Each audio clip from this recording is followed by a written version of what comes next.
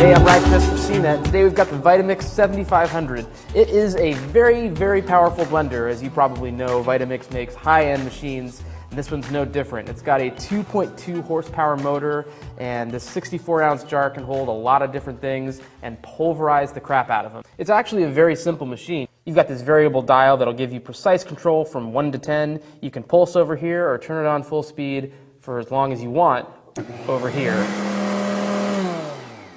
But man, it's tempting. I really want to put everything in this blender and just destroy it and demolish it and make soups out of everything. This blender can do it. Our tests were very conclusive. It's a very powerful blender. We put blocks of cheese in it, we put pesto in it, we put nuts in to make butter. It did everything. It never failed us. So this is a great blender, but very expensive. The big question with the Vitamix here is it worth it? Because it costs $529. This is a very expensive household appliance. And there are very good blenders that cost a lot less. We saw the Breville Hemisphere Control do very well in our tests. The Ninja Ultima was very successful. The KitchenAid Diamond Blender was great. So those all cost at least $300 less, if not more. Why should you pay that much more for the Vitamix 7500? I'm not convinced that you should.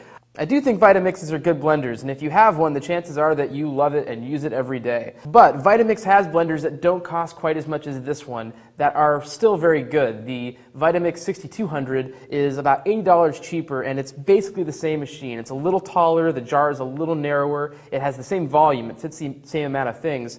It has the same motor basically too. It's 2 horsepower versus this one's 2.2 horsepower. I just don't know that this has enough unique features or an edge over the other Vitamix models to justify upgrading or getting this one. So I'd probably go with the less expensive one if you wanted a Vitamix.